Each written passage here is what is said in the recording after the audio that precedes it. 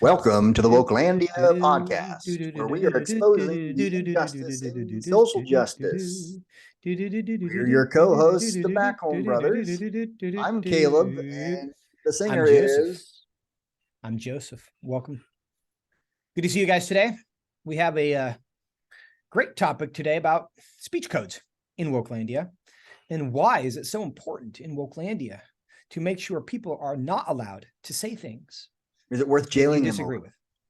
Of course it's worth jailing them over. Absolutely. But why? But why? That's the question. Because Let remember, me read Caleb, the story that brings us into it. Okay. But go ahead. Okay. I mean, not that long ago, we're talking about the political left, right? Wokelandia is governed by the left. And it wasn't that long ago that the left was defined by the following.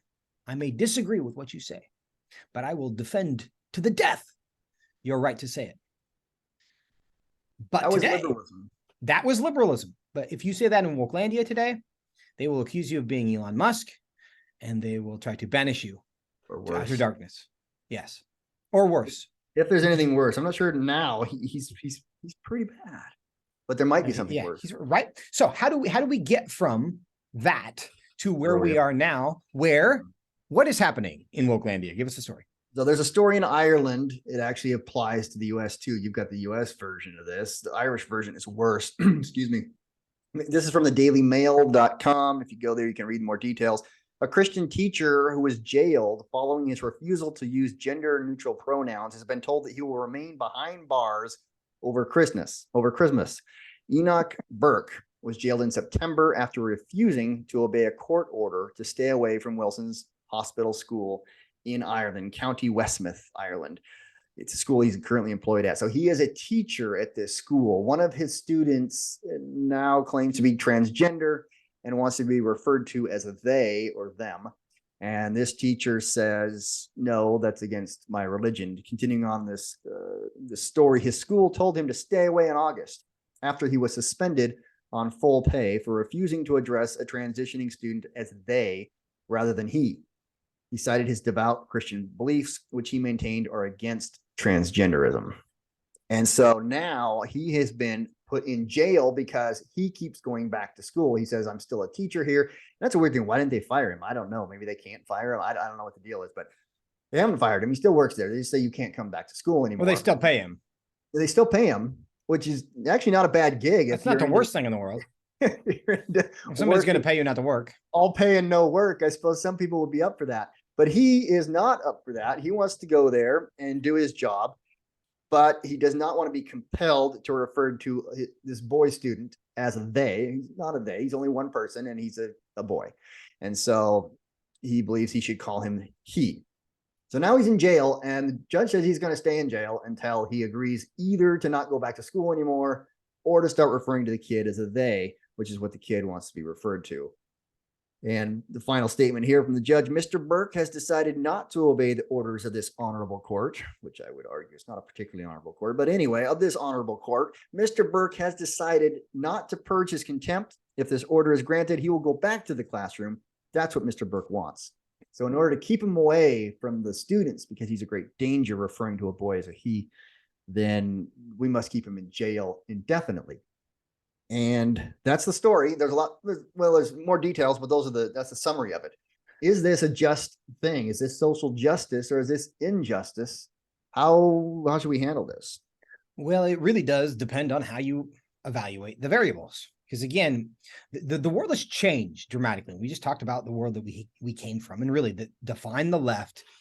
The left in the 70s, right? This is before I was mostly born. We were born in the 70s, different parts of the decade, but we were born in the 70s, 60s, 70s. You had sex, drugs, and rock and roll, right? Liberalism was defined by kind of this licentiousness, this idea that the worst thing that could happen was for the government to stop an individual from, we didn't use the term then, living authentically, right? But being who you want to be. You want to take drugs, great. If you want to make porn, great. If you want to like burn flags, great. The worst thing that could happen is the government stopping you from expressing the views that you have. That was what liberalism was. It was liberty, and we stodgy conservatives were the ones saying, well, you shouldn't be able to do everything because some of these things are actually harmful, right? So that was how liberalism was working when individual liberty was valued very highly. Liberalism, liberty for the individual, government cannot interfere with the individual rights of a person, right? That was what liberalism was. It But this never has was. all I'll changed. get to that in a second. Finish what your thought is, but I'm going to Yeah. contend it never was. Well, that's what they said it was, and fair, and we can critique that. But we have certainly evolved to an environment where we are no longer on the left in Wokelandia. That's the world that we live in this podcast, and in the game Wokelandia, which you can buy at wokelandia.com right now if you don't know what that is, right? In the game, we are governed no longer by the belief that individual rights are inviolate and the right of the individual to be and say and do the things that they want to do. Now, the highest good in Wokelandia is eliminating discrimination as they understand it. We are trying to create psychological safety for everyone. We are not trying to preserve the right of every person to speak freely, to say what they actually think about the world. We are trying to eradicate intolerance and discrimination. That is now the top of the pyramid in Maslow's hierarchy of goods, Wokelandia style, right? We have to get rid of intolerance. We have to get rid of discrimination. The only way that you can do that is by preventing people from saying and doing things they wish to do, right? Because we have a nation of about 320 million people, more than that. There are 8 billion people on the planet now. There's no way you're going to get everyone to agree in a way that we can all just bump into each other and live our lives and never have conflict and never offend one another or never bother anyone. That is not a realistic expectation.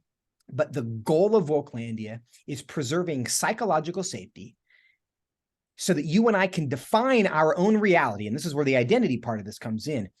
What I believe about myself is true. What you believe about yourself is true. And the goal of government is to make sure that you and I never encounter somebody who's going to challenge the identities that we have chosen for ourselves. Therefore, when you identify as a unicorn and you want to run around and have everybody affirm your identity as a unicorn, the government must protect you from my denial of the fact that you are a unicorn and you wish to be referred to by whatever pronouns you want. Right. And this view, the reason the speech codes have to be enforced so heavily is the view is very fragile. And I don't know if they understand. I think they do understand that it's very fragile. But the point is their whole worldview will fall apart if it's challenged because it's based on just the feelings of the moment and the momentary happiness. And I would liken it to a house of cards. It's what it's built on. There's nothing real there. It's just all the momentary feelings. And that house of cards can be knocked over just by somebody walking by it quickly. That your house of cards is gone. Any challenge to it will destroy it. And if it gets destroyed, it feels really horrible to have your worldview collapse in on your head. Correct. And let's give a little more background on that, Caleb, because you're talking about epistemology, right? You're talking about how do we determine what is true? In the world prior to Wokelandia, we would say, is that true or is that false? You think that you're a girl. Well, how do we know what a girl is, right? And so we would say, what are your chromosomes? What's your anatomy? Well, not a girl, right? That's the evaluation. We have this true, false, right, and wrong paradigm, but we have moved that aside. We no longer evaluate things objectively. Science is out. Theology true, is out. false, right, wrong. It's how do you feel? And the way you feel is it exists independent of logic. And so when somebody interjects logic into a world governed by feelings, feelings do not want to defend themselves against logic, right? Because feelings exist in their own universe independent of logic, right? And this has nothing to do with gender identity necessarily. Well, it has something to do with that, but we can evaluate this situation outside the gender identity context where I have felt unsafe when I was in fact safe. I have felt, I have felt like I'm about to lose when in fact I was about to win. I have felt I'm about to win when in fact I was about to lose, right? So the way we actually feel, and this is human emotions, and everybody on some level understands that my feelings don't always define truth, but in Wokelandia, we are forced to accept the premise that feelings define truth. So I cannot interject, when the doctor tells me I have cancer, I can say, I don't want that. I don't like that diagnosis. I feel fine right now. I don't want that to be true. Therefore, I'm going to deny that's true. And the doctor comes in and says, here's the scans. Here's the blood tests. Here's what's going on in your body. I realize how you feel. Here's what the reality is. Wokelandia rejects the interjection of facts into a world governed by feelings. And that's an epistemological paradigm. It's a set of assumptions where facts are not what determines what's reality. How I feel is determined what's reality. If you want to inject facts and logic into my feelings, that's offensive to me. But when feelings become the same thing as objective truth, which they are in Wokelandia, when you attack objective truth, especially in a school setting, I mean, it's like, imagine a school teaching that 2 + 2 is not 4, that 1776 was not the year that the United States was founded, that just any variety of things, that the science doesn't work, or that there's no such thing as cellular mitosis. So you're teaching these things. It's like, well, that's not a good school if it's doing that. Well, at the same time, if your feelings are that you are a certain gender, a school that anybody in the school that contradicts that is not being a good teacher, because they are attacking reality. But in fact, they're not attacking reality. They are affirming what is reality. But because the view of reality is so twisted and messed up, this makes the whole worldview fragile, because it's based on nothing but the momentary feelings. Therefore, the feelings must never be challenged, or you're attacking the whole worldview, or you're attacking the person themselves, because that's how they identify. It's an attack on the person. And that's the worst possible thing. People in Wokelandia, and we're talking the child in this school, lives in a totally different universe than the teacher teaching this class. Right. And the teacher teaching this class believes that there are things that are true irrespective of how we feel. And that student and the judge and the judge in this case would say it cannot be true. There is no truth independent of what we feel when it comes to your gender and sex. So there really is no compromise between those positions. The judge and school are taking the wrong side entirely on this. They're taking the side of this fictional reality, because it is a fictional reality. Yes, I of course agree with you, but people in Wokelandia don't accept the idea that there is such thing as a fictional reality. No, by virtue of feeling it and wanting it to be true, that makes it true. Therefore, it is real. That's why it's so hard to compromise these positions, right? And so there have always been. Now, I think the poles in our society we are as polarized as we have ever been. But this is not the first time that people in a community, in a nation, have had strong differences of opinion, right?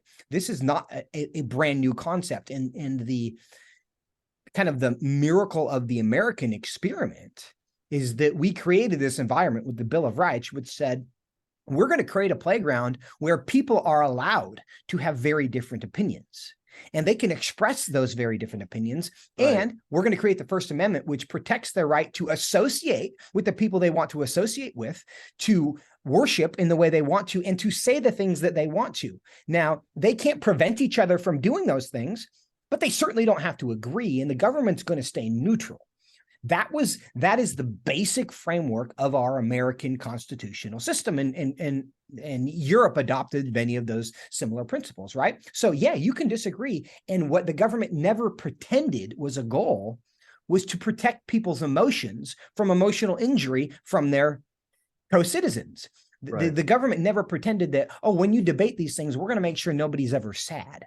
That's a governmental objective that is new, that is recent, and where you have a student who has clearly a very different view than the teacher.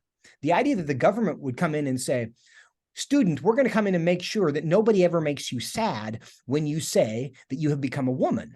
And that everyone around you is going to affirm that belief about yourself.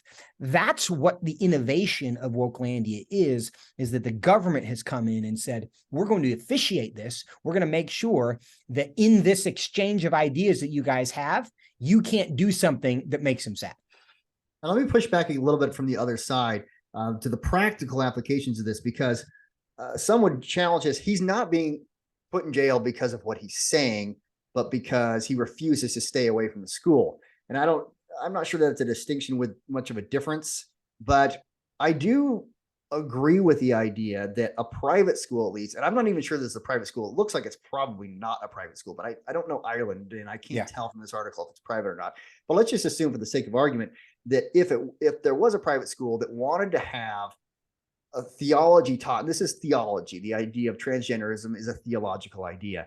The idea that we want our school to teach this anti-Christian theology, and that's what we want to advance. And we want parents to know that. We want the schools, the children, to be taught that when they show up.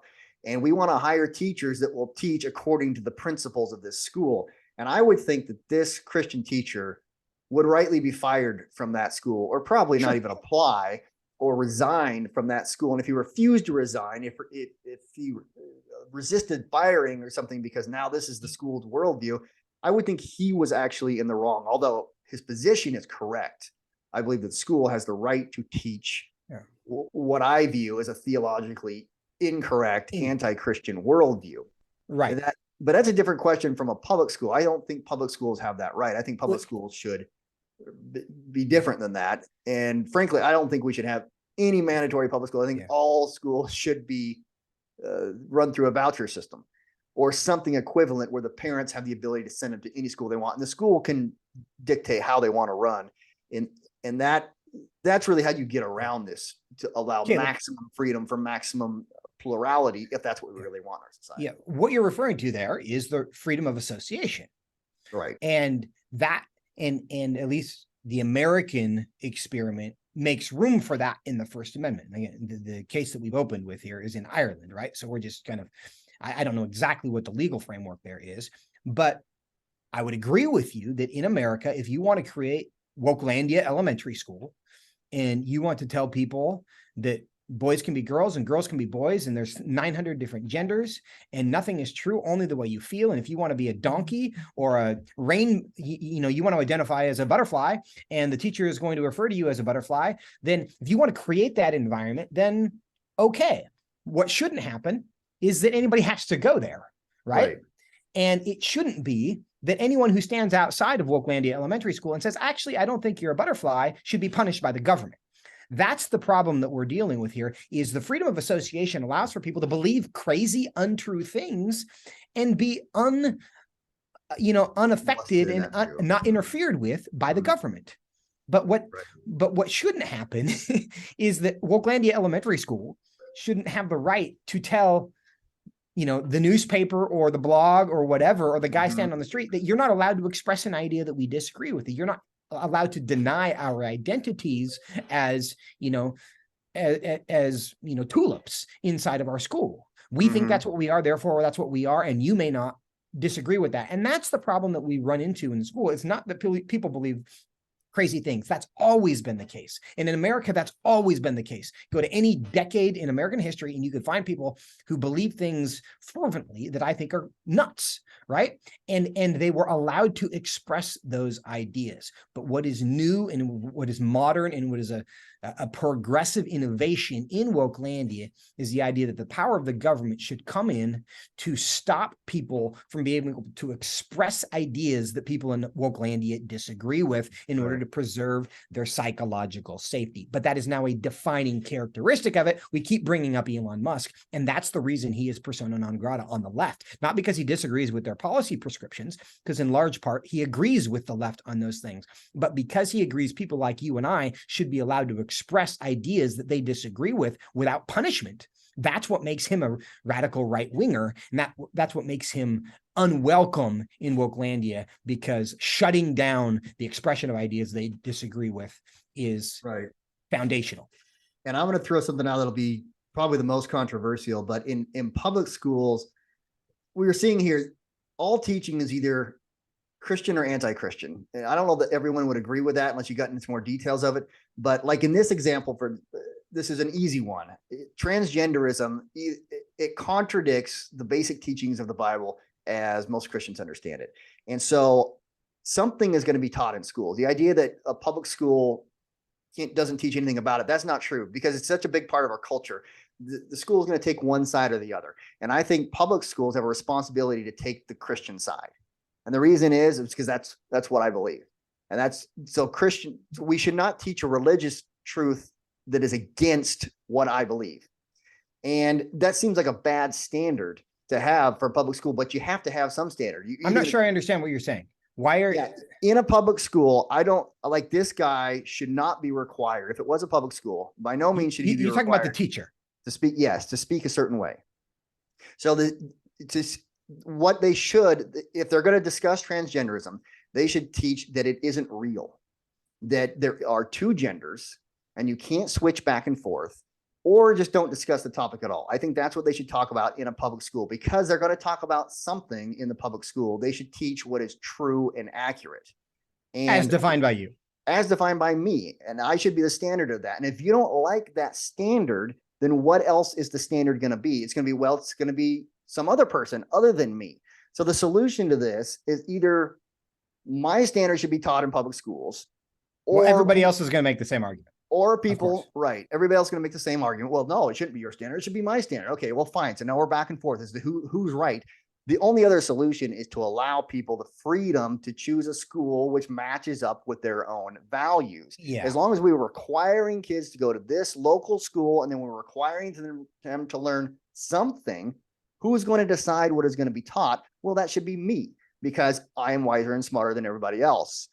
Or someone else. Everybody else thinks that's true of them. And everybody else thinks that's what's true of them. No, you're not. You're not smarter than me. I should be the one. Okay, well, fine. Now you think you should be the one. Now we're just going to duke it out and fight over who should win. And if it's not me winning, then how about we just let everybody choose their own school system, school environment to raise their kids in whatever theology or philosophy seems right to them. And we've seen so much conflict over schools lately because of, COVID policies and masks and vaccine mandates. And then we get into all the sex ed curriculum and drag queens in schools, right? And there's so much conflict between parents and school districts. The reason that conflict exists, and we're talking policy now in the real world outside of Wokelandia, because Wokelandia is basically emerging and taking over the government school system. The only way that conflict can be resolved is if we agree that everyone should be able to have the kind of school that they want. The reason we have all the conflict in the public schools is because everybody is fighting over the same turf. And the law right now says we cannot divide this turf. And so it's the parents or the teachers unions. And that's the war, because this is a zero-sum game right now. You're right. And the problem is I should win. No shocker. That's what I think. And everybody does. And the law has helped create this problem because it has made this a zero-sum game. It has said this is the only ball that we can play with. One side gets the ball and the other side doesn't get the ball. The way you solve that, where you have the people who live in Wokelandia who get to have the schools they want, and the people who don't live in Wokelandia get to have the schools they want, is that you level the playing field. You create a situation where the money that the state gives to education doesn't go to a building that exists in Wokelandia, where everybody has to send their kid to, and 70% of them hate it, is you say, okay, parents.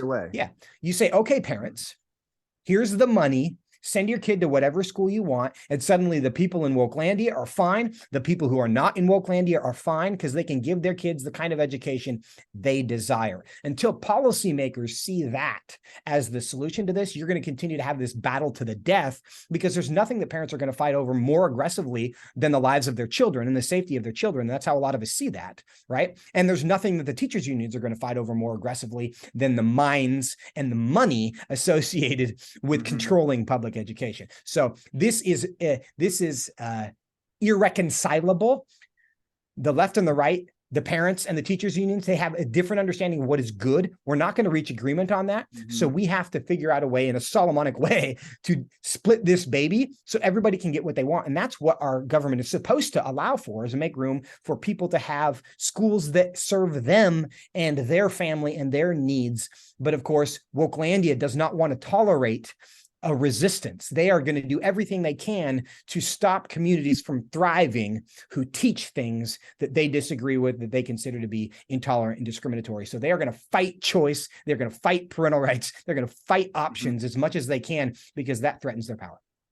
Yeah, and it's a power structure, which is ironic, because you can tell that that's what it is, because that's how they start talking. They talk about power with oppression, power with oppressors, how to take the power from people who have it and shouldn't have it, how to give it to the people who should have it.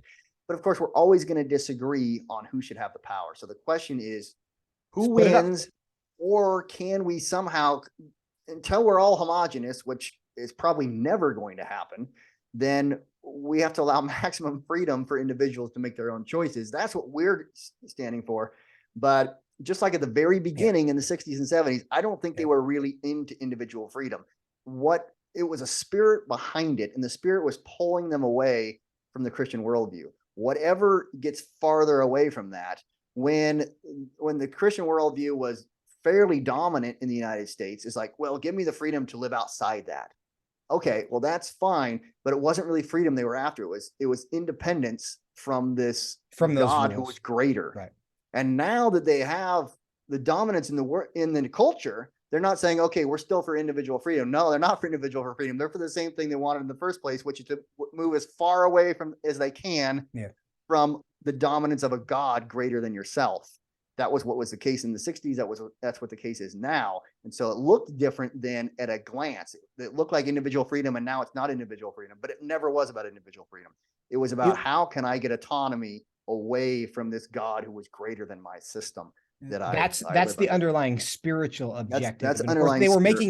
They were making a different argument, because you had to make a different argument at that point, because they thought that's what was sellable. You couldn't have started in the 60s and 70s. Oh, boys can become girls. You would have been put into an asylum and given, psychiatric treatments, right?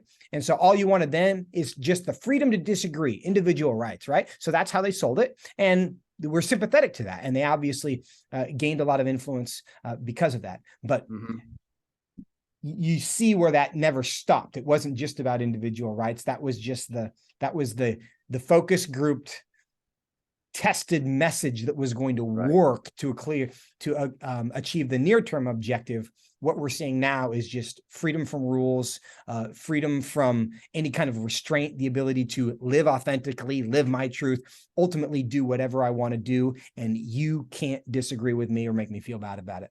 And we've obviously gotten a lot closer to that. So we covered that topic pretty well. I think it's an interesting topic to see speech code, to see individual freedom, forcing people to say things. How's the right way to respond within a school, outside of a school? This will continue for quite a while, but it's a good one for people to mull over. And this is why, and the last thing I'll say about this is why whenever we see these pronoun wars and the debates over pronouns, it has nothing to do with pronouns. This is not, they will try to frame this as just kindness, as just being polite civically. It has nothing to do with being polite. It has to do with whether they can force you to deny what you know is true and embrace the lie and affirm the lie and live according to the lie that they have created, which is why no one should ever, ever, ever, ever, ever use a preferred pronoun. And teach your kid how to respond to that, because that's the little pinch of incense. Once you give them that, they own you forever. Never use a preferred pronoun. And my pronouns, as it says on my Facebook page, are not up to me. Those 4 words. Because that's not the up truth. to me. That's good. We don't get our own pronouns. Thanks for joining us, everybody. We'll be back again very soon. See you next time.